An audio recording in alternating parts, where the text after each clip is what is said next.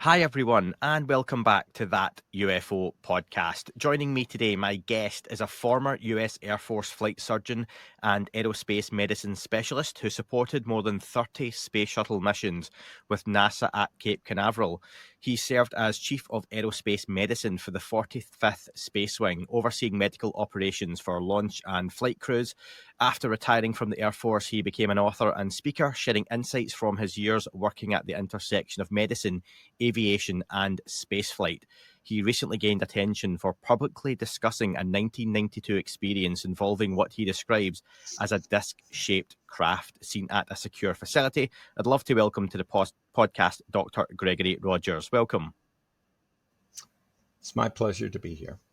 Very good to have you on. And like I say, your short bio from myself will not do your illustrious career justice. That must have summed many decades of work and effort and accolades all up far too quickly. And I'd love if you could just fill the listeners and viewers in on some of those gaps on your background and career. Okay, well, I was a senior flight surgeon for the United States Air Force and was attached to NASA as a flight surgeon. I had flight surgeon certification at Johnson Space Center for NASA operations. I served in Europe, stationed in Germany. I've been on 5 continents, performed classified mission on 4 continents, visited more than 19 countries, and worked with people from more than 34 nations related to their military operations, deployed on multiple classified missions that I'm, of course, naturally not going to discuss.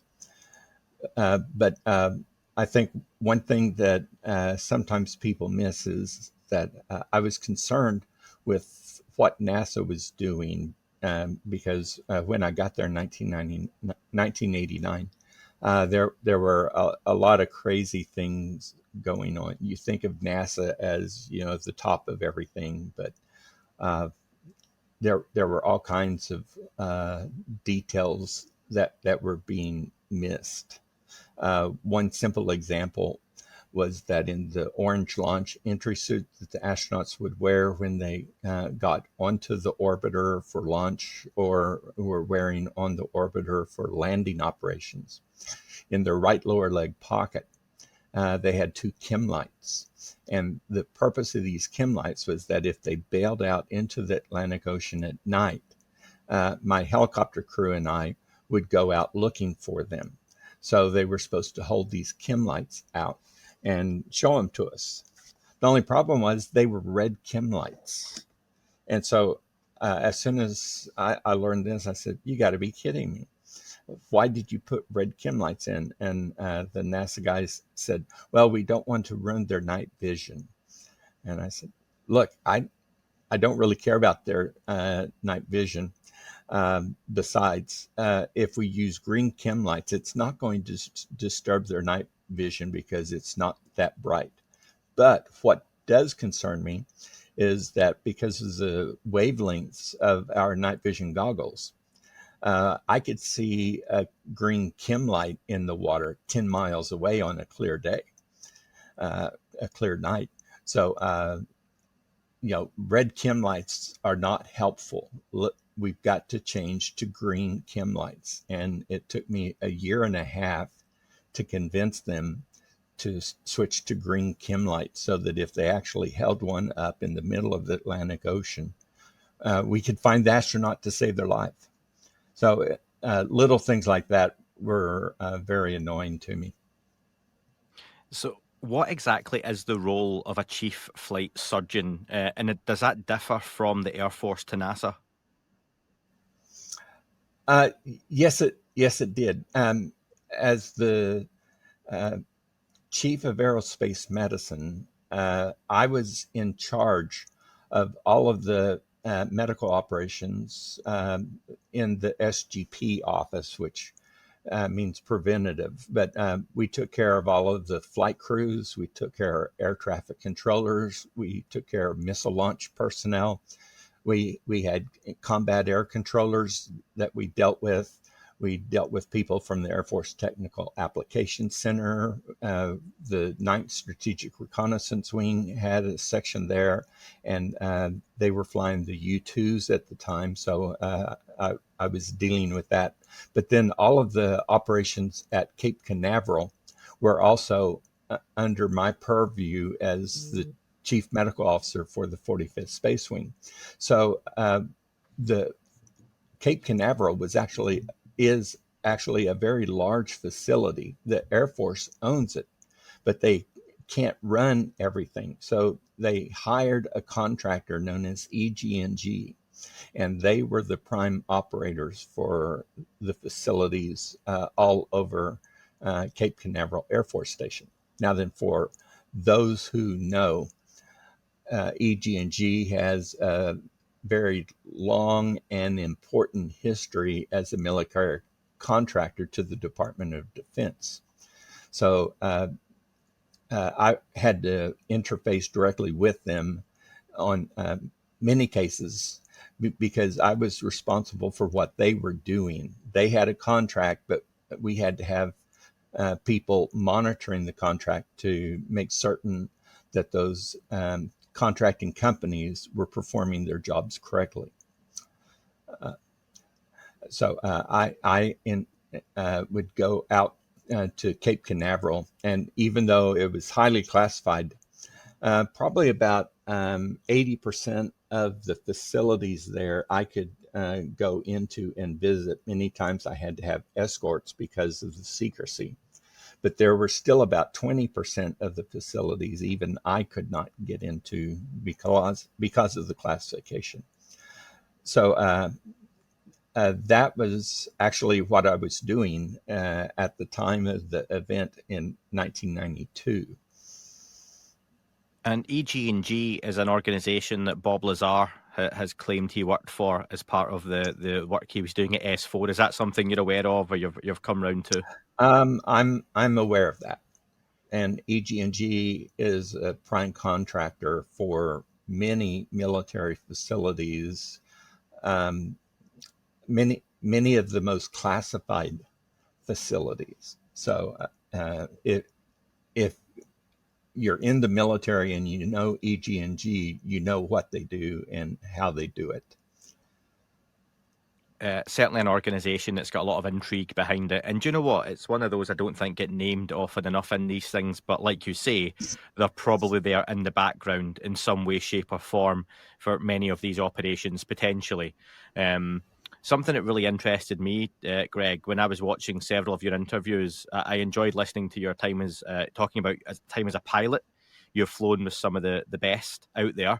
And I heard you mention that you couldn't trust certain areas due to electromagnetic interference. You've mentioned the famous or infamous Bermuda Triangle. And what's your take on what causes the issues in that area? Is it something anomalous or something more scientifically explainable for you?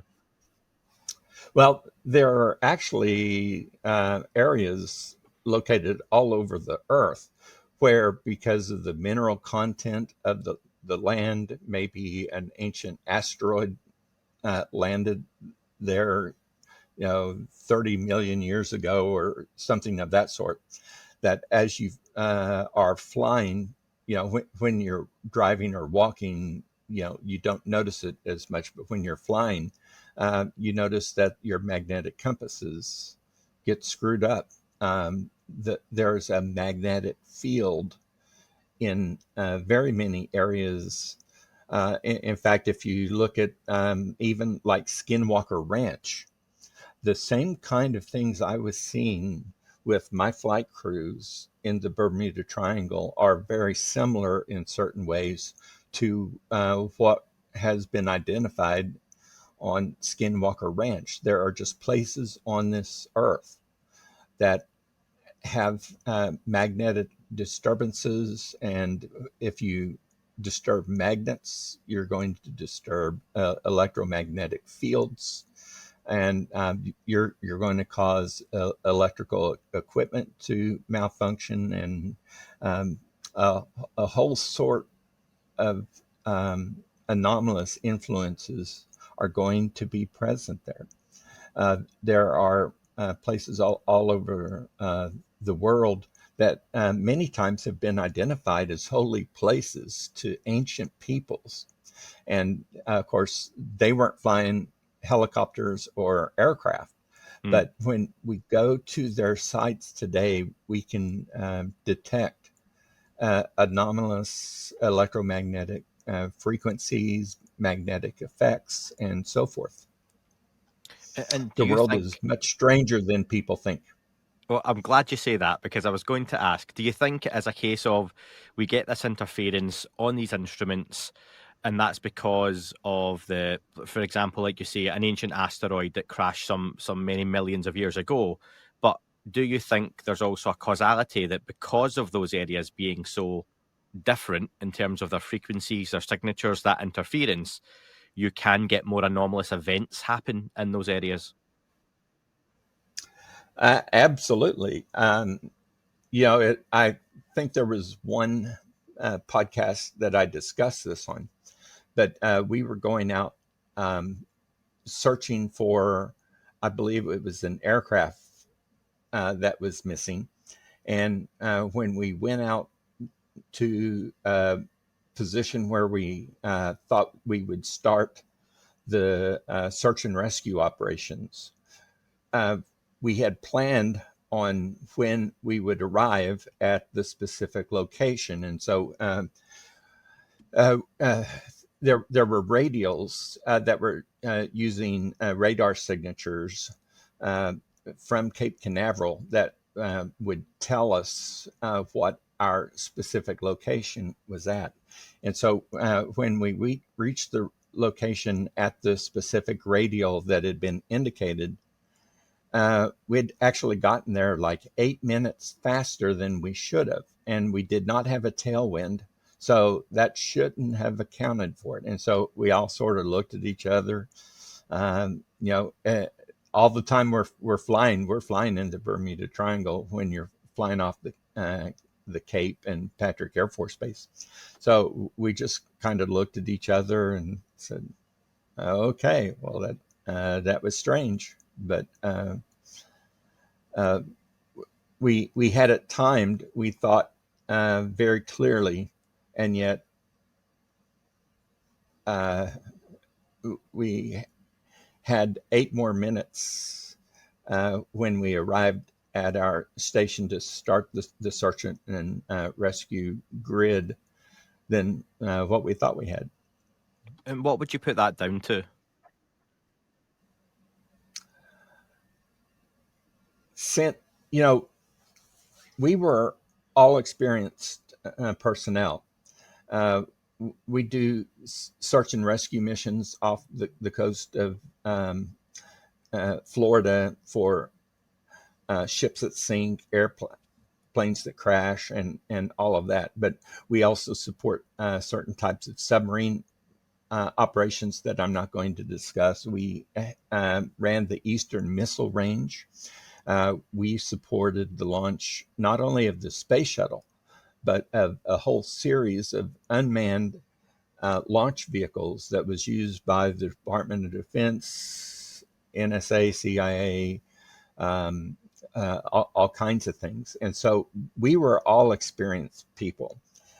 We'd been doing this for a while. And for all of us to get to this location, realize what happened, and we're all looking at each other. These are everyone on the flight crew is experienced. And so the reason we're looking at each other is because we know we should not have been able to do this. And yet it doesn't matter whether we should have. The fact of the matter is we did it, and there was no one on board who had an explanation of how we did that. And is that something you've ever thought about since or discussed with those people since, or is it just something you've chalked up to it happened and you've kind of made peace with it and moved on? Well, we went ahead and performed the search and rescue mission, and we ended up recovering survivors. So we brought them back, and I and my PJs provided medical care to them on the way back to the mainland, and we dropped them off at a hospital. and a mainland hospital. And then we flew over to our airbase, and you always have a debriefing after every mission. So as we get together and we're going to go over all of the mission details of what we did. One of the guys said, "Is anybody going to mention it?" And we all looked at each other, and finally the aircraft commander said, "No, we're going into the briefing." And so nothing was said. No one wanted to talk about what we had seen. I can understand that. And was that incident before or after 1992? I can't really say that I remember, Okay. because as soon as that mission was over, we all kept our mouth shut. We didn't tell anybody, and as is so often done by astronauts, pilots, military personnel, and everybody else, when something like that happens, especially back in the early 1990s, or even back in the 1980s when I first started military operations, it's not something you discuss. Mm. It is not advantageous to your career to say that you experience something that anomalous. No, of course. And I wonder, just before we talk about 1992, what was your thoughts on the UFO topic growing up and then before the incident in 1992? Was it something you paid much attention to or had any interest in? Oh, yes. Actually, in probably 1969 or 1970, I got a copy of the book Chariots of the Gods by Eric von Daniken. And I must have read that thing 15 times. And I was really hooked on that. And so it affected my outlook for the rest of my life. And that was even before I experienced anything that would cause me to say, this is the same kind of stuff that's in Eric von Daniken's book. I was very fortunate to interview Eric von Daniken a couple of years back. Of course, he's an aged gent these days, and I don't know how much he understood what I was saying to him, but he certainly can still speak about the UFO topic, and he's a very interesting gentleman with an incredible legacy. And that book had a lasting impact on you. So let's talk about 1992. And I've heard you tell this story a few times. People watching or listening to this may or may not be aware. So if you don't mind, Dr. Rogers, taking us back to the beginning of what happened with your own very unique experience. Where were you? What were you doing? And talk us through it. Okay. Yeah, I'll be glad to do that. Back in 1992, as I had mentioned, one of my duties was to monitor all of the medical operations going on at Cape Canaveral. Now, medical operations also included the medical safety guidelines for all of our operations. So whenever there was any sort of operation that had an element of danger to it, we had to ensure that we were protecting the safety of all of our workers. That could include not just mechanical problems, but also electromagnetic problems, ionizing radiation. We had hypergolic fuel, um, uh, and it had an oxidizer. The fuel was hydrazine and monomethylhydrazine, and then the oxidizer was nitrogen tetroxide. Well, nitrogen tetroxide is extremely dangerous. As soon as it reaches air, it turns into a red gas. And so one of the things that I learned there was, we did it as a joke, but we always said that at Cape Canaveral, you never wanted to come in contact with the BRC. And so that sounded mysterious. And when I first heard it, they were teasing me because I was a novice when I first got there. And I said, okay, I give up, guys. What's a BRC? And they said, a big red cloud. If nitrogen tetroxide leaks, it forms a big red cloud. If you see a big red cloud, run. If you even breathe, it might be the last thing you do. You cannot inhale this. During space shuttle launches, for instance, I had to carry certain types of antidotes to some of the chemicals that were aboard the space shuttle. And so if there was a catastrophic failure, one of the first things I was going to do was inject everyone in my helicopter with these antidotes so that we could try to go rescue everyone else. Because if we came in contact with some of these chemicals, if you were untreated, you could go into convulsions immediately. And if you're trying to fly a helicopter in the midst of convulsions, it's not going to work out very well. So on this particular day, I was going up to the Cape, and the EG&G facilities had some new operations that they had initiated along with the contractors for the rocket engines, the satellites, and so forth. And so on this particular day, I got to the Cape and I met an EG&G escort.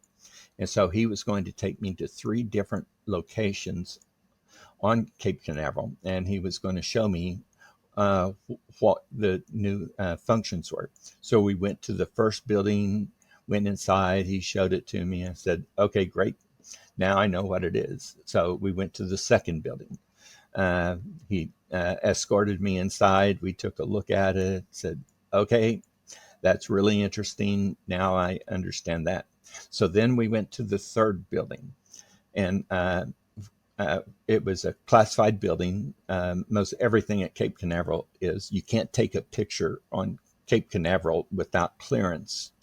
You can't get onto the military installation unless you have specified clearance to do so. So I've mentioned there would be times that 2 and 3 star generals would be on vacation in Florida, and they would drive up to the front gate at Cape Canaveral and say, "Hey, I want to get a tour. Can you let me in here? I'm a 3 star general." And the guard would just say, "I'm sorry, sir. You do not have clearance to enter this facility, so you're going to have to back your car up and go back out." So everything was like this all over. This particular building was classified, and so I didn't have an iPhone or cell phone at the time because nobody did. But I did have a pager, but I had to leave the pager outside in my car because you could not take any type of electronic equipment into this location because of the security. So I went in, and he took me into this area, and to go into this clean room where they had all of the things we were going to view that day.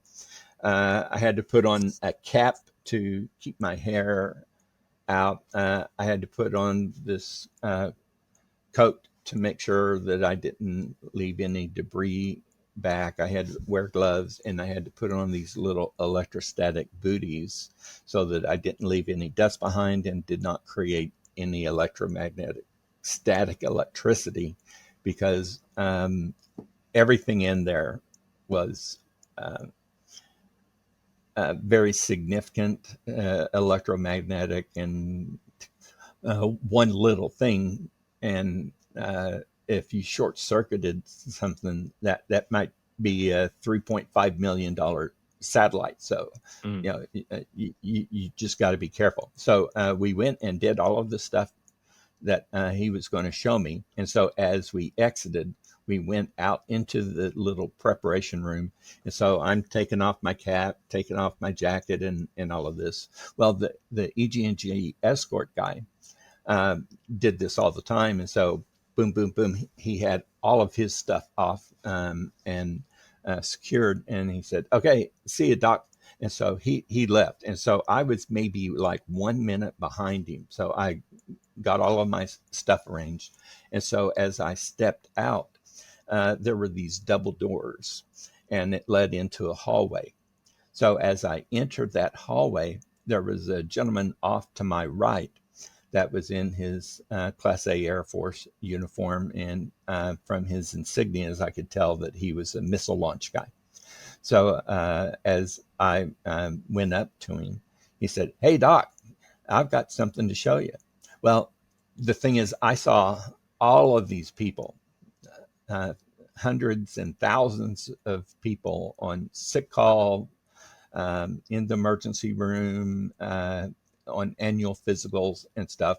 So a lot of times for me, I might see 15 people in a single day, and then 6 months later, I don't remember who those 15 people were, but because coming to the flight surgeon's office was important for them, they would remember whatever we did on that day.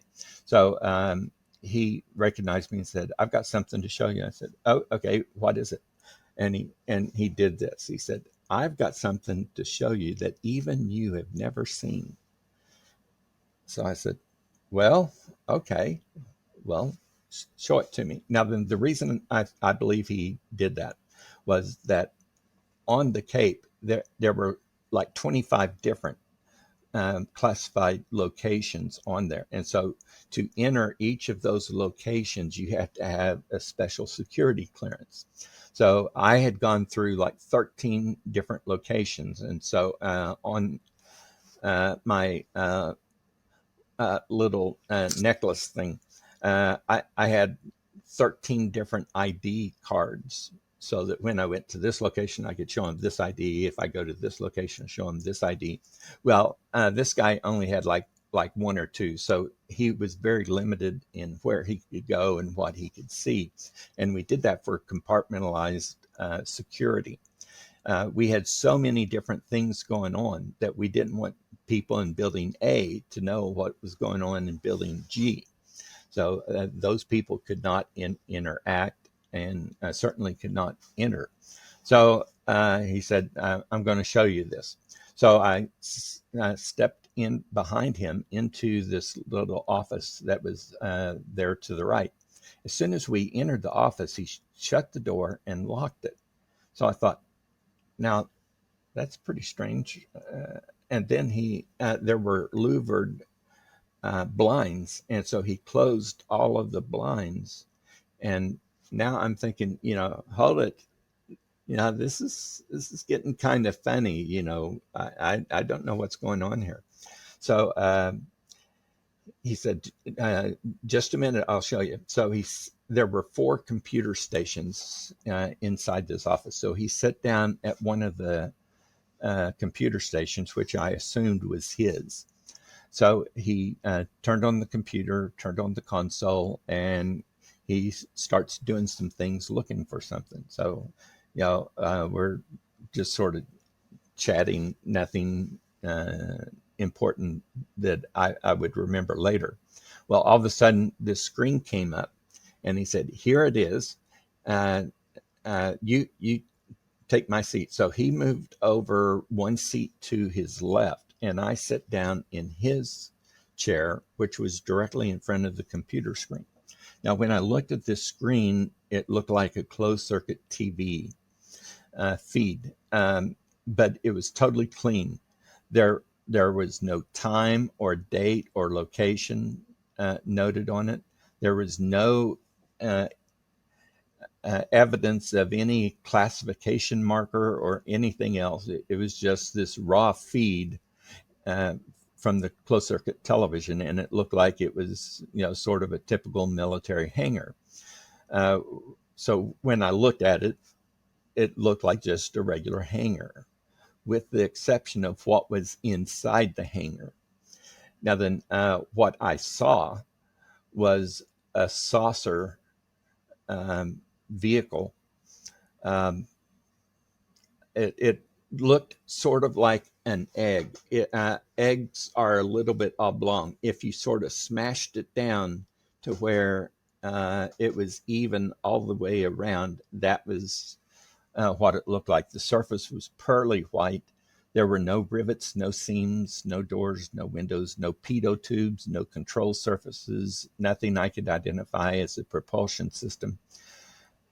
But as soon as I saw it, I thought, this is a test vehicle. Now then, along the beam of it, the midsection of it, there was a black rectangle that had been painted horizontally from the 1230 to 230 position, and then from the 330 to the 530 position. As it moved, I later saw that there were 4 of these rectangles. The other 2 were at the 630 to 830 position and the 930 to 1130 position. So around the center of it, sort of like a belt, was these 4 large black rectangles. At the 3 o'clock position above the beam, at the 6 o'clock and 9 o'clock position, as I saw it move later, there were vertical rectangles. Now, then, the reason these impressed me as being in a research vehicle was that the surface was so smooth and clear that if you had not put something on it, you couldn't tell what was going on. You even look back at like the Saturn V launch vehicles to more properly monitor the vehicles during launch. They painted large rectangles on all of the launch vehicles so that as it began to move, you could tell when it was rotating and all of this, because if they left it all white, the videos from the monitoring screens wouldn't necessarily pick it up. But if the rectangles move in any way, you're going to detect the motion of the vehicle. So as I'm looking at this thing, I commented to him, who on earth would make something like that? And he said, well, I can't tell you that. And I said, why would we design something like this? And here's exactly what he did. He said, we got it from them. Now then, he did not explain what that meant, but clearly, to my mind, he was saying this is based on a UFO, a flying saucer. So I assumed that most likely a contractor had been given the specifications and were trying to reverse engineer what somebody in the Air Force had found. And they said, well, we want to do this. To sort of put this into perspective, here's something I tell people. If we today took an F-22, which is our most advanced air-to-air fighter, air superiority aircraft, and we transported it back to 1914, and we said, okay, we're going to give it to the finest American aircraft engineers, and we want to give the United States a huge advantage in World War I by providing them an entire F-22. Now then, you make F-22s in 1914, it doesn't matter what anyone else does. You're going to defeat everybody. Nobody has the capability of doing that. Now, the only problem is that the engineers are limited because of their knowledge in 1914. So they look at the F-22, and the first thing they're going to say is, well, where's the propeller? There's no propeller anywhere on this thing. And so you say, well, it doesn't need a propeller. It's got jet engines. Well, they don't know what jet engines are. They feel the surface of it and they say, we make all of our aircraft out of wood. None of this feels like wood. And this metal here on the front feels really funny. And so we say, oh, well, that's because it's a special nickel titanium alloy. It has a special surface coating with radar absorbent material so that if a radar signal is seeking this craft, it's going to disrupt the return signature to the radar so that no one can know where it is. And they're just going to look at me with funny looks on their faces and say, what's a radar? Yeah. Now, even though this is only 100 years of human technology, there is no one, no matter what they try to do in 1914, that can reproduce an F-22. They don't know what computers are. Um, it That's 100 years of human technology. Now then, if we capture a vehicle, say 1947 in Roswell, and it is 5,000 years ahead of us, we can look at it and we're going to say, well, where's the propulsion system? Uh, where are the flight controls? How are you going to do this? We would be in the same position of those aeronautical engineers in 1914 trying to figure out what does all this technology mean? So there is no way on earth we're going to immediately be able to replicate the UAP that we discovered. And so we're going to have to take baby steps, little by little by little by little, to try to figure out how are we going to reverse engineer this thing.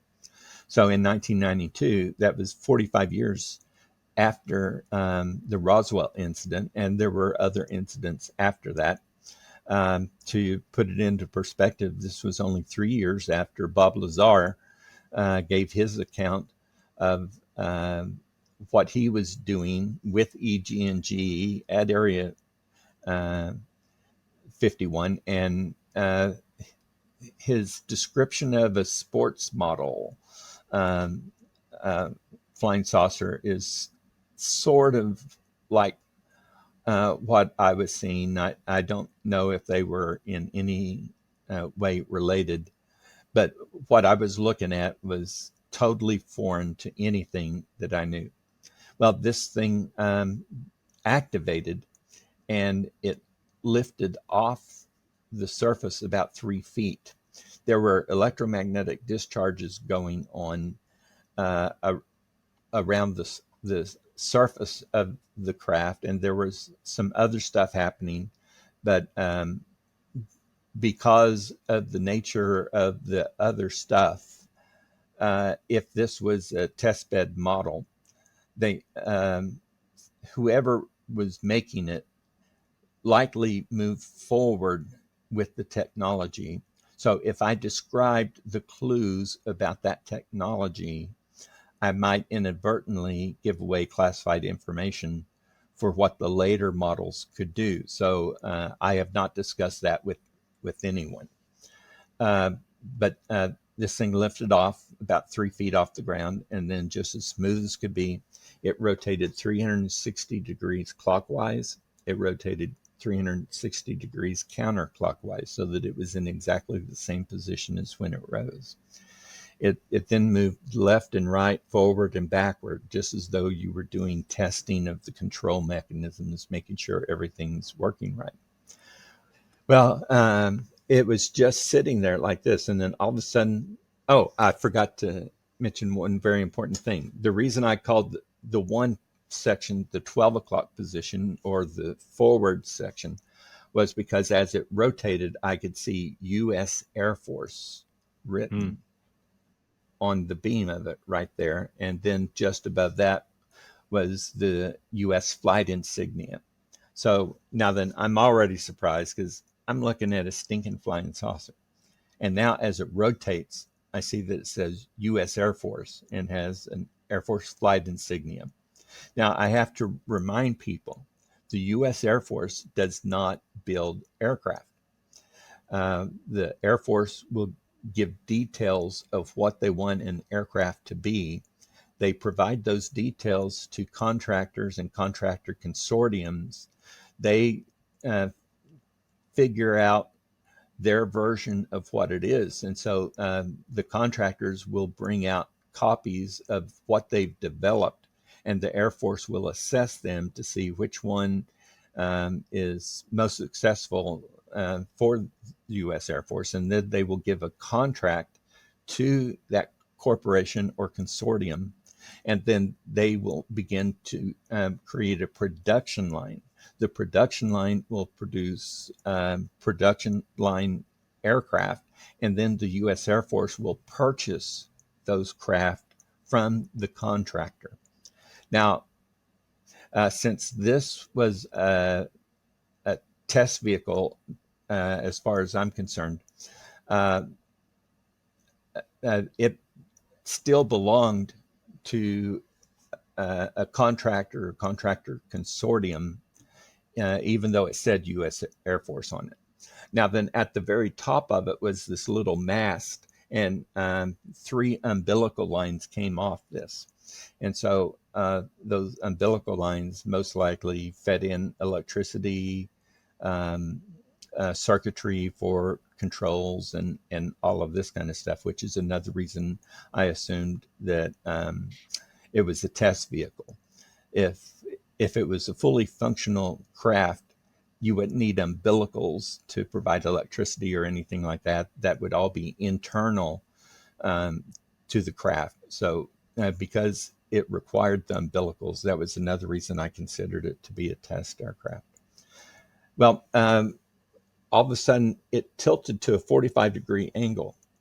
Now, I've flown helicopters, and I've flown T-38s, F-16s, and I know the aerodynamics. We have no craft anywhere that can assume a 45-degree angle of attack and remain motionless. And yet this vehicle did this. So that just completely blew me away. Unfortunately, just about that time, there was a knock on the door, and somebody said, "Hey, what's going on in there? Why is the door locked?" Well, this major that was showing me all this stuff, he panics. He clicks off the computer, clicks off the console. He looks at me and says, "Don't tell anyone I showed you this." Well, I'm sitting there thinking, you just showed me a flying saucer. Who on earth am I going to tell that I just saw a flying saucer that you showed me? Well, he goes over to the door. He opens the door. This lieutenant colonel, and I believe there were 2 captains with him, stepped in. The lieutenant colonel looked sort of funny at both of us and said, "Why was the door locked?" Well, this major said, "Well, I had this skin thing that I was afraid might be cancer, so I wanted to show it to the doc. So just for privacy, I locked the door while I was showing it to him." So now they all look at me. My mind is racing, because if that video had shown any degree of classification and it had been showed to me inappropriately, I would have to report the whole bunch of them. But it didn't have that. I had already encountered astronauts and pilots and other flight crews who had witnessed UAPs before, in space and in flight within normal aircraft capabilities. And as they would tell the stuff, they would then turn around and say, "But I'm not telling anyone about it." So, there was a clear unspoken rule that when something happened, you don't tell anybody about it. So this lieutenant colonel's looking at me, and I just said, the skin lesion wasn't cancer, nothing to worry about. I got to get back to my clinic. And so I booked it out of there. I went and got in my car, and I left the Cape. I drove down Highway A1A to Patrick Air Force Base. And so that was a 30-minute drive. And the whole way down there, I'm thinking, what on earth am I going to do? And I decided, Yeah, I'm going to do the same thing all these other people have done. I'm not going to say anything. I'm not going to tell somebody I just saw a flying saucer. That might be a good way to end my career right there. So I did not tell anyone. It was 15 years before I even told my wife.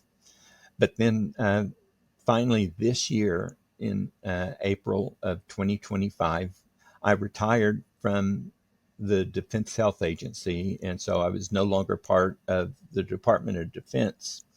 And so on the 4th of May and the 5th of May, I had interviews and explained what I had seen back in 1992. Well, I didn't expect it to blow up the way it did. 3 days later, there's an article in Newsweek magazine about me and my story. The New York Post is running it. It's in newspapers and other news sources all over the world within days.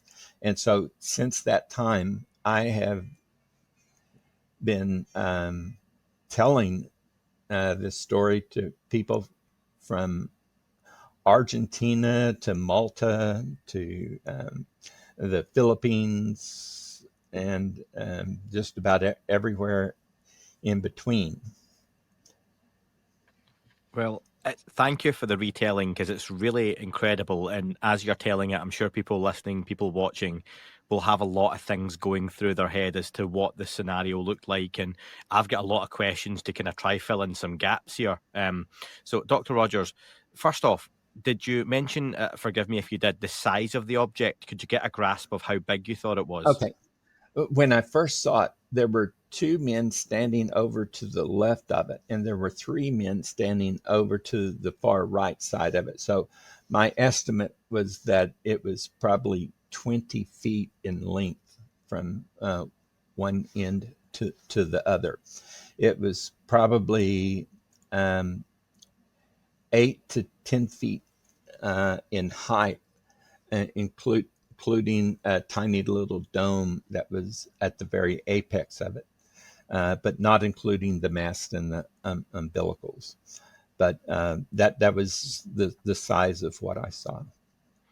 In terms of it being CCTV footage, I think everyone can imagine that. How clear was the picture of the CCTV?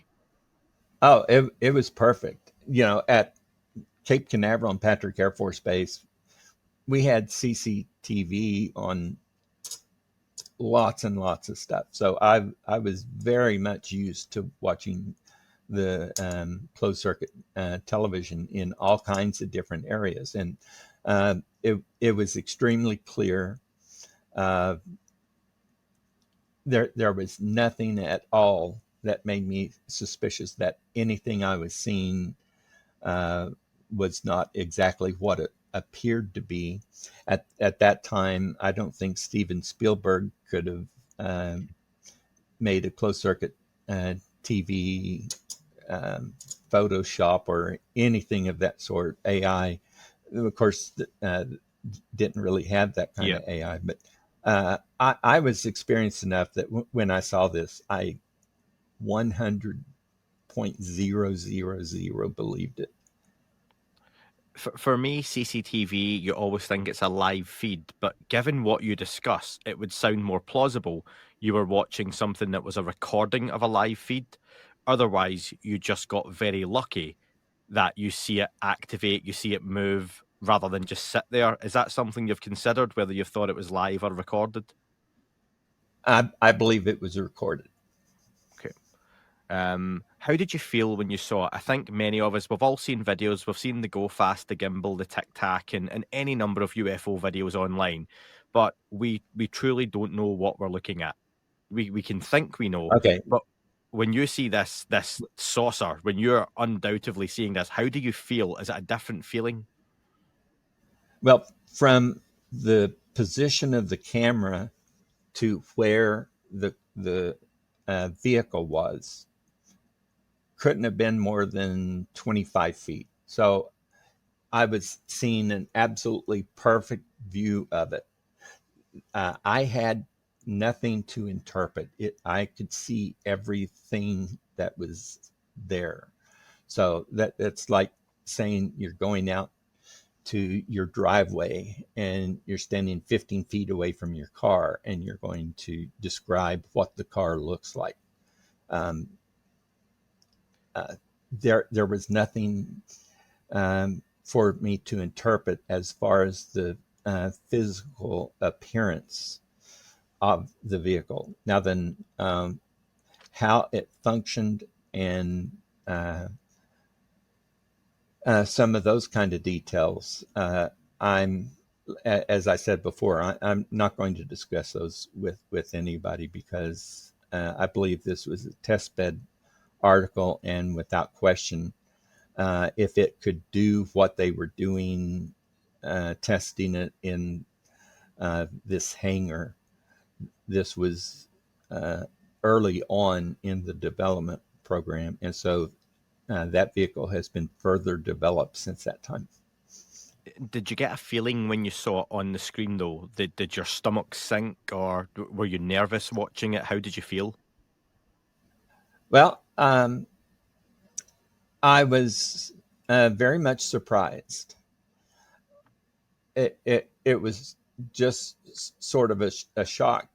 You know, I just got through looking at other spacecraft while I was receiving the EG&G tour. I helped launch space shuttles. I did. I flew F-16s, T-38s, all kinds of helicopters, and so I'm accustomed to seeing um, special vehicles, special aircraft, and all of these kind of things. But it was just like a bucket of cold water was poured on me when I looked, and that's a that's a saucer. It Yeah. wasn't flying at the time, so it wasn't a flying saucer yet. But um, just in a few moments, it lifted off and began to maneuver, and so I was looking at a flying saucer. What's a strange thing for me to consider when I've heard you retell this story a couple of times now over various interviews I've watched, and just to mention, Total Disclosure with Ty Roberts, I've saw you on obviously Jesse Michael's American Alchemy and a couple of other shows, the Daily Mail with Josh Yeah, yeah. Boswell. Jesse's great. Tyler's great. Um, In fact, I've been on several times recently with Gary Anderson with Night Dreams. And I do want to mention that since that time, I've become a board member for the International UFO Bureau that is centered in Oklahoma City. And because as I told these stories, so many people were interested, I have written a book, and it's about all these different kind of things, but also some of my military experiences unrelated to UAPs. But I didn't get fancy on the name. I just thought, well, there's no better name for it than we got it from them. So that's the name of it. We got it from them. Uh, whoever this major was, when he told that to me, he also wrote the name of my book for me. he inspired you for that. And when is the book due out? The book is already out. It's available on Amazon. Awesome. I'll put the link in the description for that for folks who want to pick that up. I'd recommend you go and check that one out. Something I wanted to ask though, Dr. Rogers, is why would you think this object, given how secretive it was marked US Air Force? That seems almost unnecessary. Can you think of a reason why it would have to be marked given what you were looking at? Oh, that's going to be standard. If the Army gives a contract to somebody for a new kind of helicopter, as soon as the craft comes out, it's going to have U.S. Army on it because that's who paid for the research and development. If it's from the Navy, it's going to have U.S. Navy markings. If it's from the Marines, it's going to have U.S. Marine markings. But if the contract had been outlined by the United States Air Force, you know, whatever corporation is coming up with the design. They're going to put a U.S. Air Force logo on it. That's who's paying the bills. Someone, this is one of the things that is somewhat disturbing to me. Someone paid for the research and development of this thing because it didn't just pop up out of nowhere. Mm. So this thing has been in development by somebody. Somebody had to have the procurement for all of the associated technology. Now, then, if this was being developed by the Air Force, did they go to Congress and say, we want to build a really unusual craft, and we're going to need $310 million to do this? Well, there are ways that the Air Force can do that secretly, but they are still bound to report to special members of Congress that this is what the Department of Defense of the United States is doing with this much money. Mm.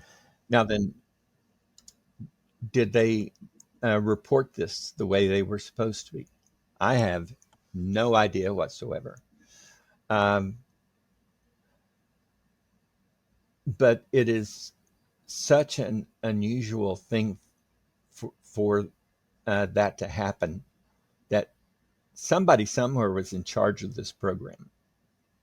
I don't know who that someone was, but I don't think the I doubt that anyone in the Joint Chiefs of Staff knew who that was. I don't know that the senior members of Congress knew who that was. So somebody was out there spending a lot of money to develop this thing. And were they doing it according to legal fashions, or were they hiding this in the same fashion that they hide so much other information about UAPs? So this may have been a hidden program that, if you go by the letter of the law, it might have been illegal. And yet, because of the veil of secrecy and national security, the Department of Defense hides lots and lots and lots and lots of stuff. So this may have been just another one of those incidents. And that's something we've heard discussed a lot in Congress recently with the hearings, and I want to get your opinion on that. But just before I do, I want to take you back to 1992. In that room, if you were put back there now and you were given a couple of minutes in the room with the gentleman who showed you the footage, is there anything you would or could do differently? Would you ask anything different? Would you try and observe anything differently? If I could go back to that situation, I would not have walked into that room. Really? You would rather just it Um, never happened? yes, if I went back and I stepped through those double doors with all of the knowledge I have now, and he says, I'm going to show you something you have never seen, and I understood what that was, I would say, no thanks. I'm going to get in my car and I'm getting out of here. And I wouldn't have given the guy the time of day. So I would have left because he put me in a terrible position. Um, Even though there was no uh, definitive markings of this thing being classified, it's a stinking flying saucer. Of course, it's going to be classified. Yeah. But to whom, for what purpose, I've got no idea. But as soon as he showed it to me, I'm at risk. Yeah. He is putting my career on the line.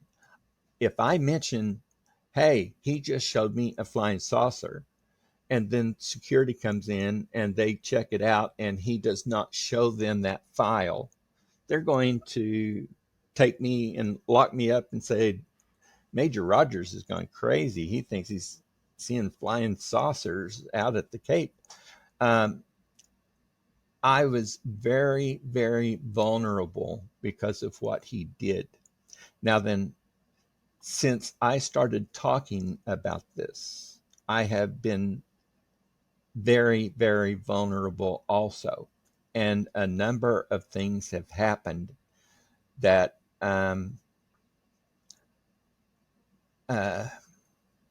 have been persecution.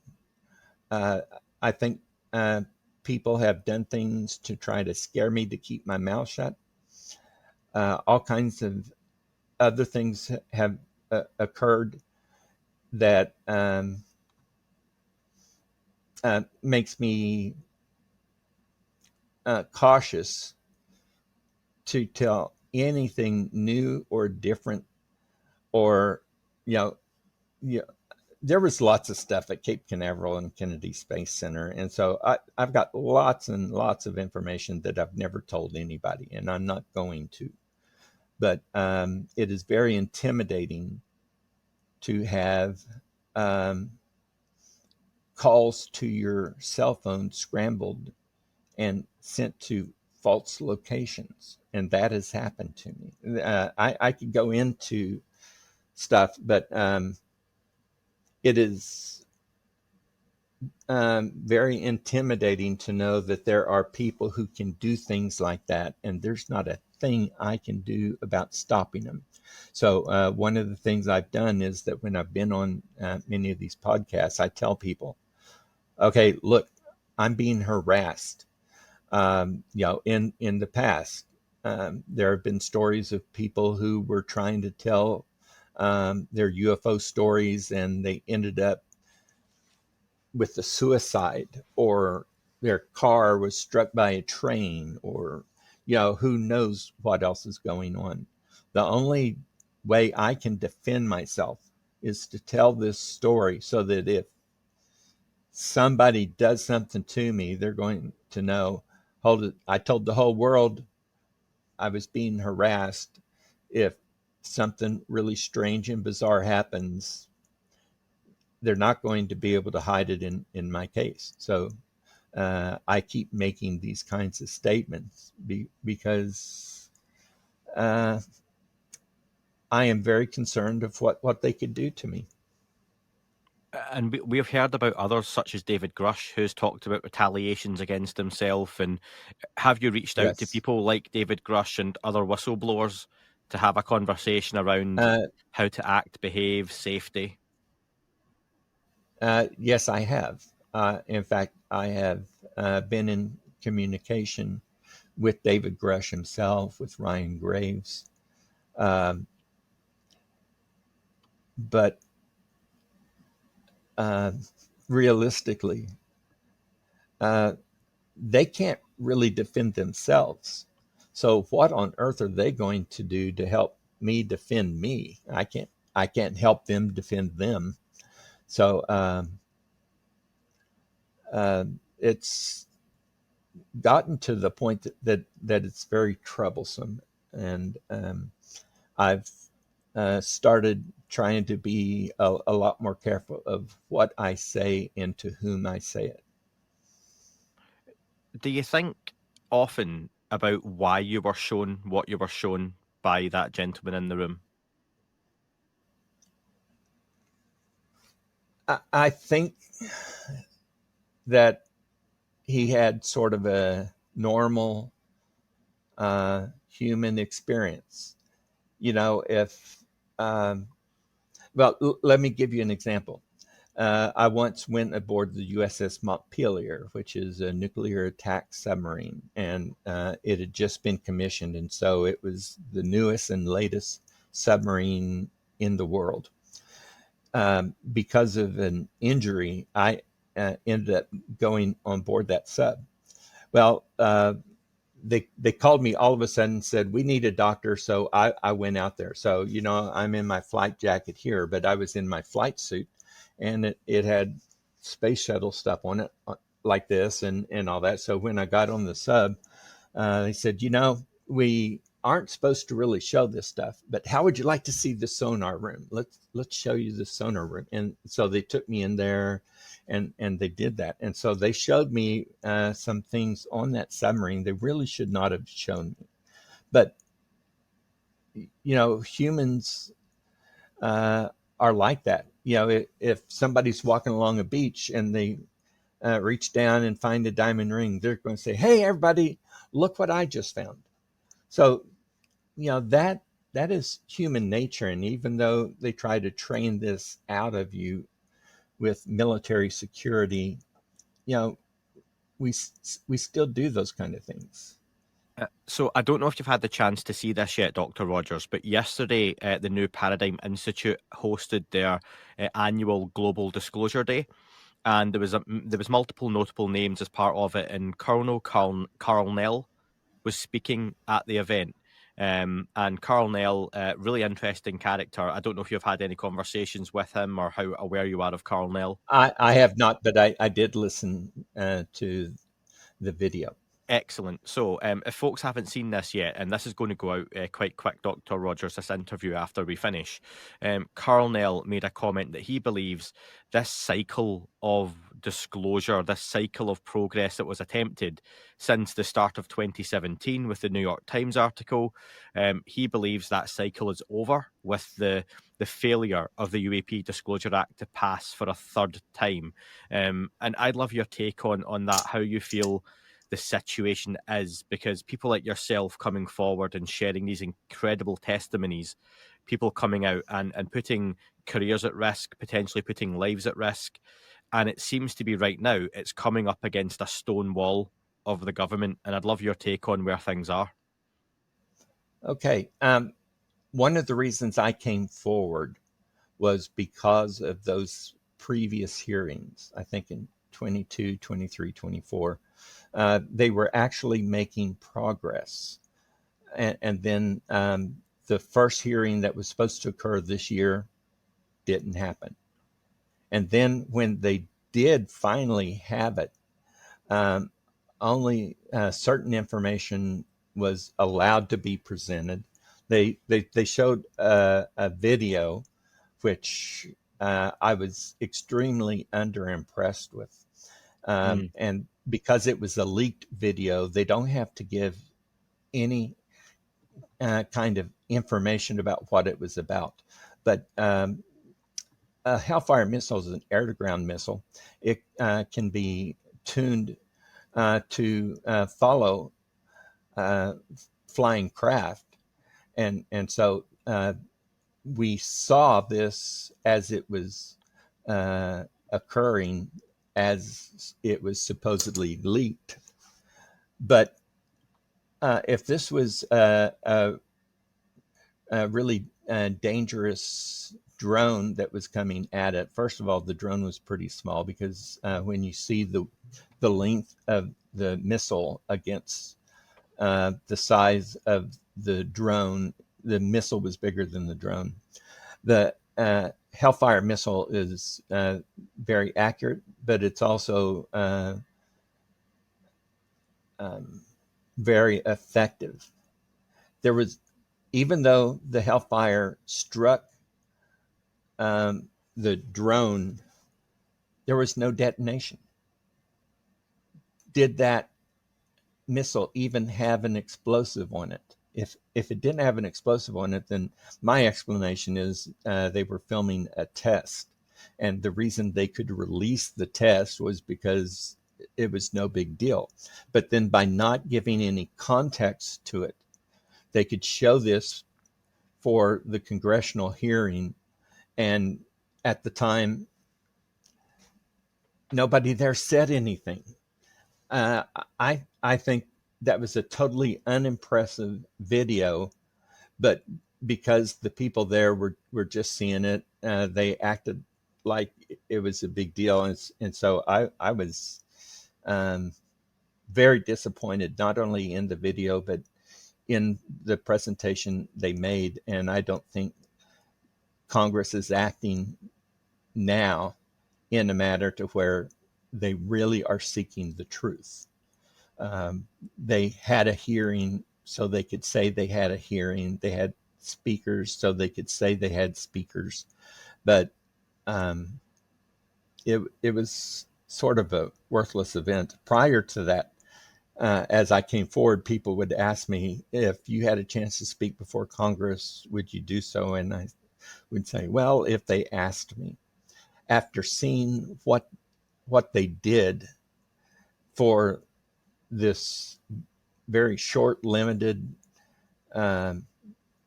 congressional hearing uh, this year, I would say no. It's not even worth speaking to them.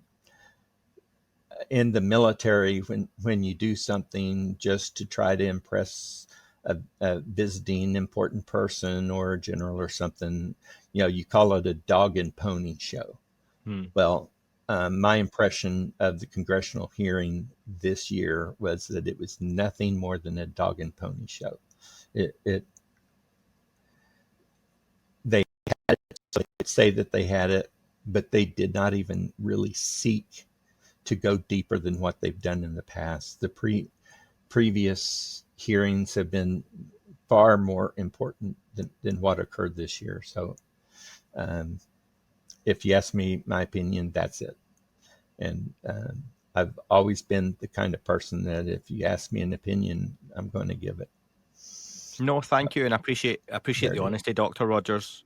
Because I shared at the time, I'm not going to go back into it because people listening know I was disappointed with the video. I don't think it shows anything anomalous.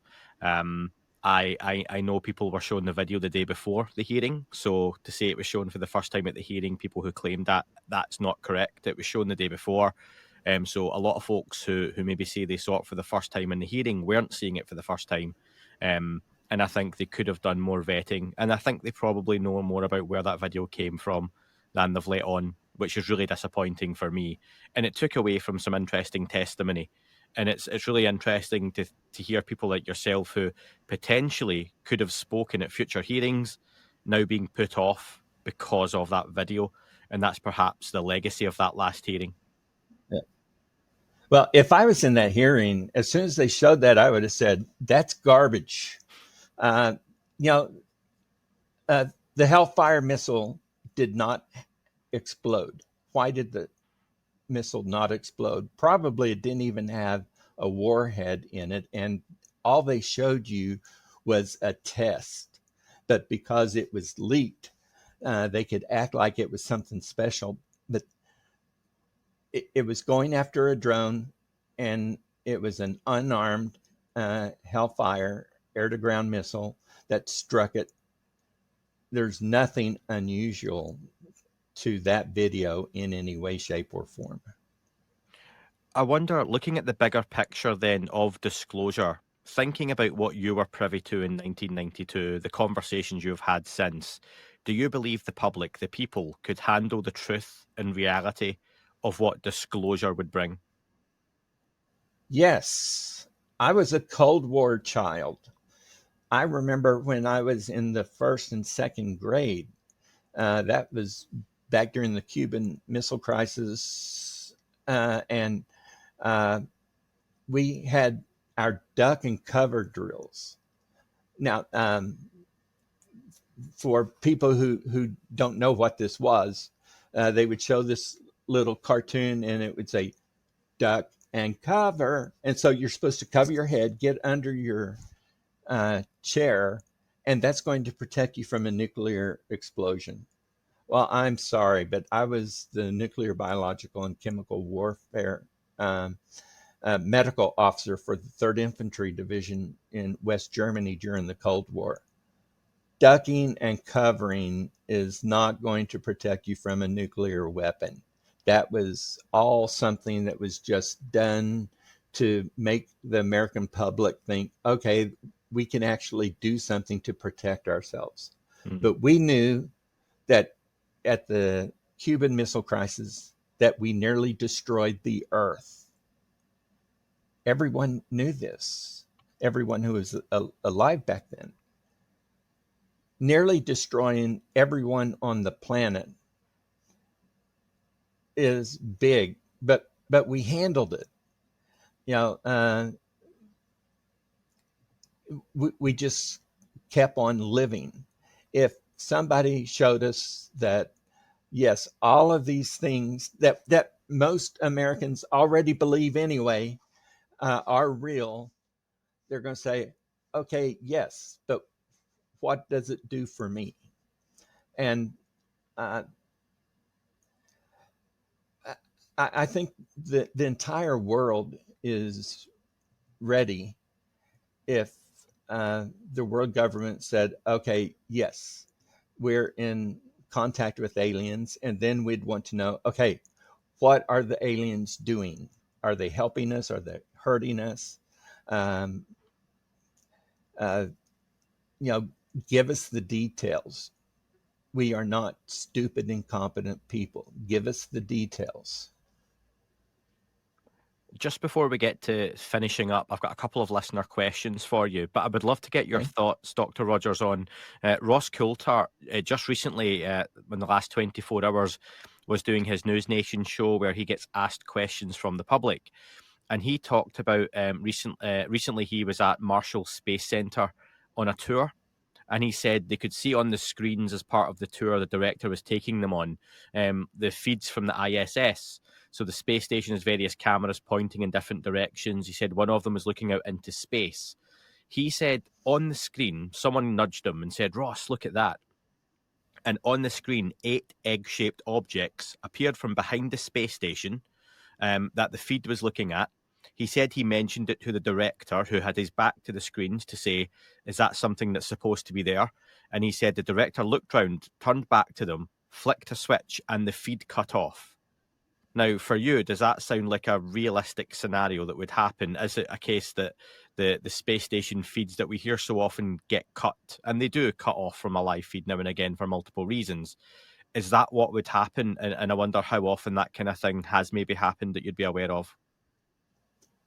Oh, okay. I'm not still with NASA, but um, to consider the idea that NASA is going to hide actual information, I'm already convinced of that.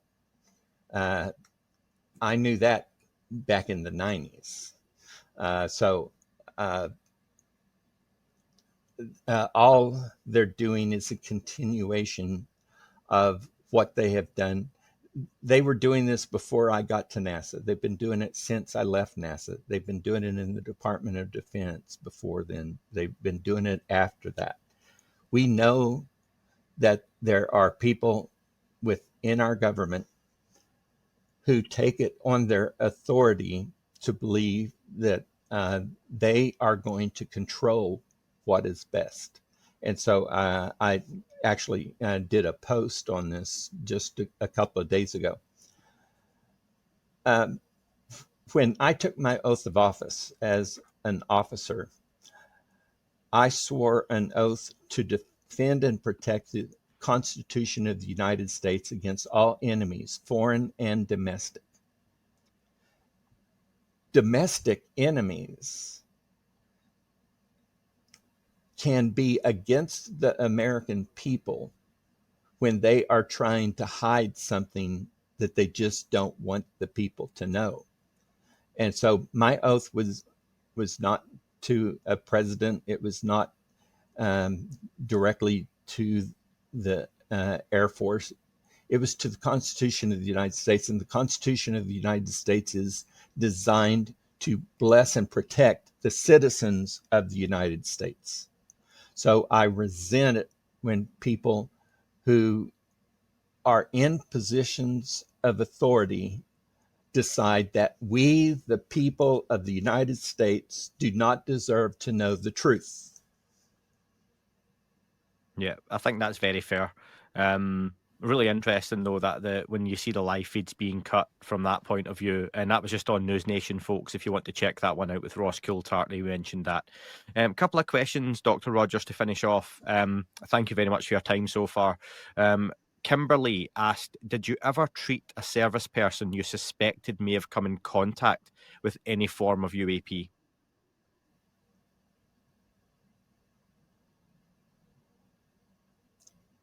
I would answer no. Is that a strict no, or is that because you have to say no to that? It's because I'm answering no. Okay. Hopeless Diamond asks, are you willing to provide the name to congressional investigators of the gentleman who showed you the video if they had sufficient clearances to corroborate your account? Uh, I could not do that because even at the time, I didn't even really know who the guy was. So there's no way that I can go back now and say, hey, I'm going to go back in time, and before he takes me in there, I'll just write down what his full name is so that I'll have it 33 years from now when I'm talking on the internet videos that I've never even heard of in 1992. Yeah. Um, I if you, that was 33 years ago. You could line up 50 people, and that guy is one of them, and I wouldn't know who he is. Well, that was something I So wondered if he had been in touch no, with you I since. couldn't identify him. He's never been in touch since, or since you've came out and shared your story, no? No, as far as I know, that was the one and only time I spoke with him, and I never went back to that building. So that was a choice I made. I'm not going to risk running into any of those people. I don't want anything to do with the building where somebody, without telling me, showed me a stinking flying saucer that I would have to cope with for the rest of my career and the rest of my life. He should not have done that to me. Purple Burglar asks, from your perspective, Dr. Rogers, what do you think is the biggest pressure point, whether it's Congress, the Pentagon, whistleblowers, or the public, that can make silence impossible?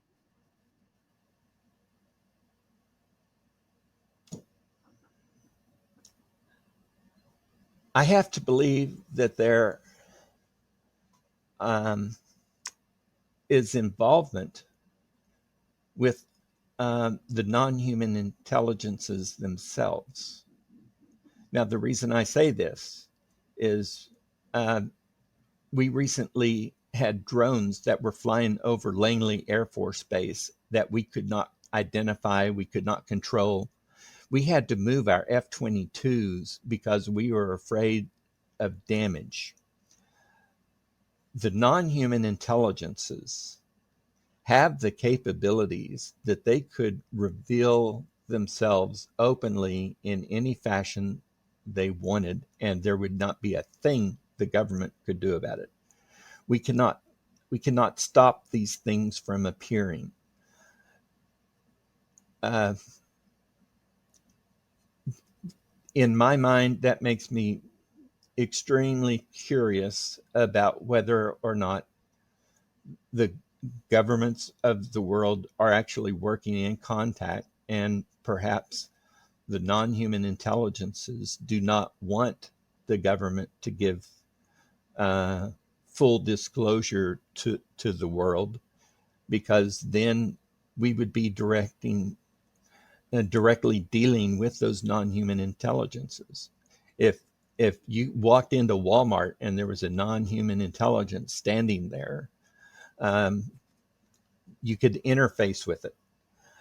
Uh, these beings, whatever they are, could have the ability to disclose themselves, and there's not a thing the U.S. government could do about it.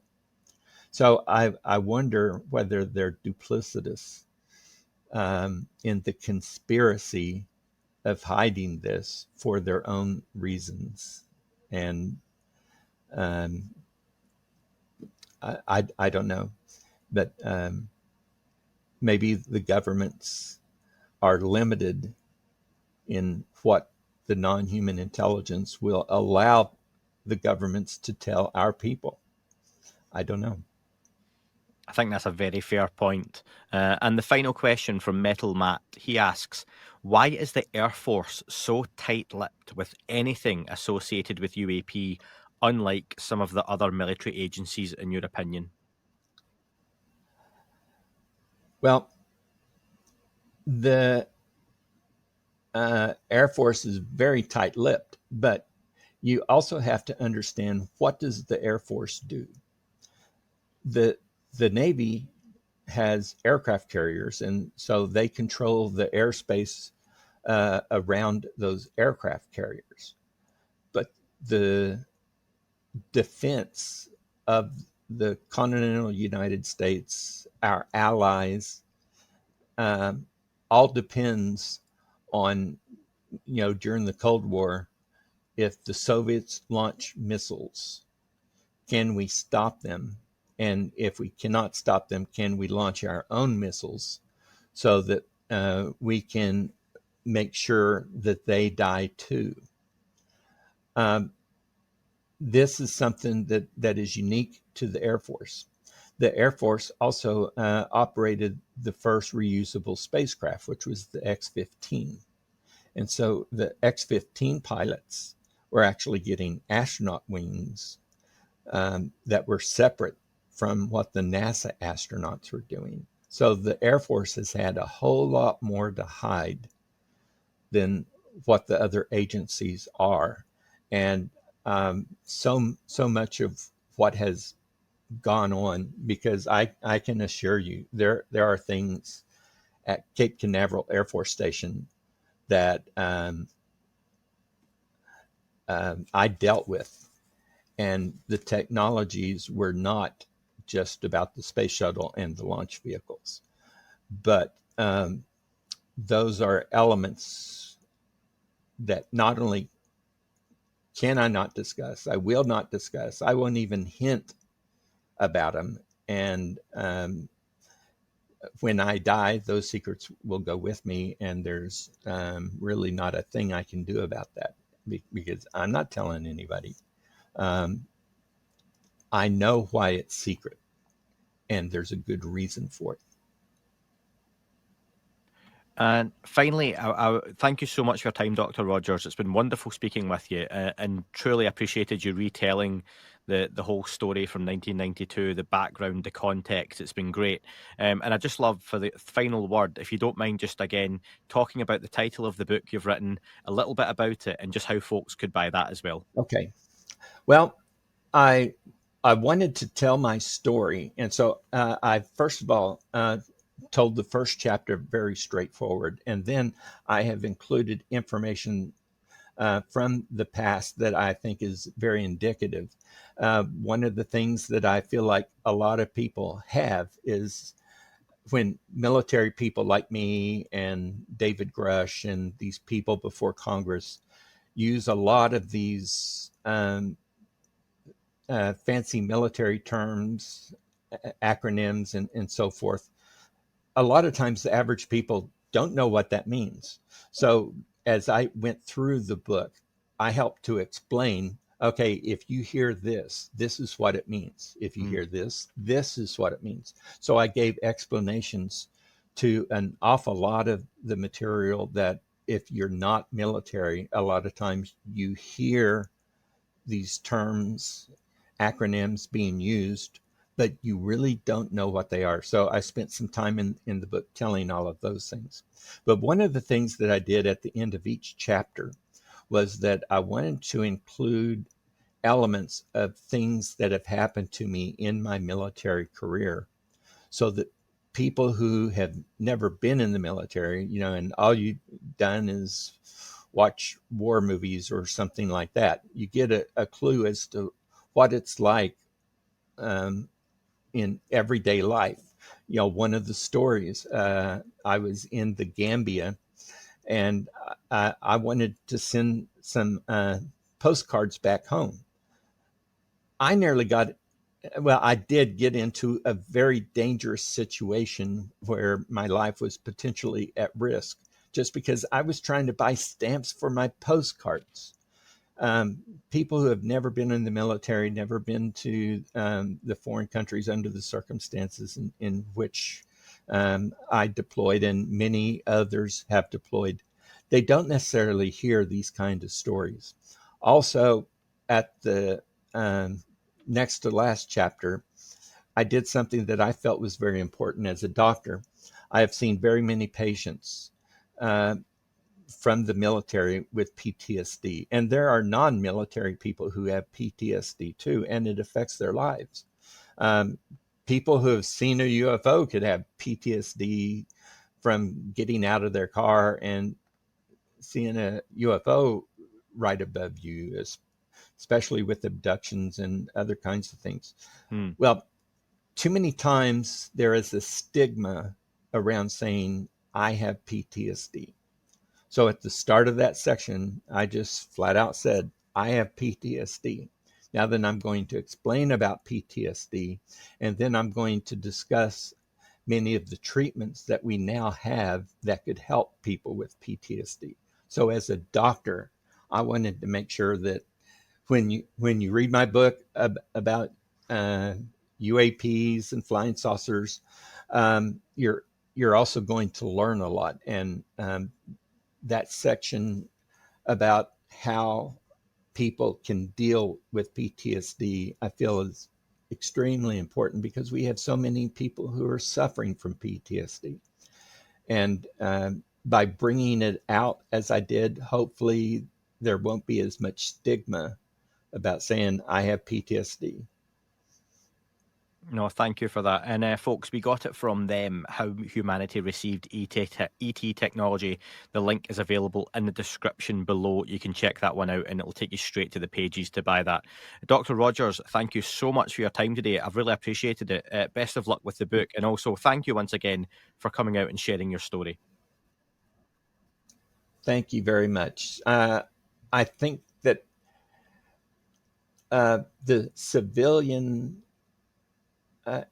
agencies and news sources, such as yourself, have been doing one of the biggest elements in disclosure, and that is bringing out stories that when people hear and they say, oh, so that's what happened. Because realistically, I believe everyone who is going to believe in UFOs and UAPs and non human intelligence already do. There's plenty of evidence out there. The government keeps trying to say, don't believe your lying eyes. There's nothing to see here. But there is. It's just very frustrating to me because most people really know, yeah, they're real. They are real.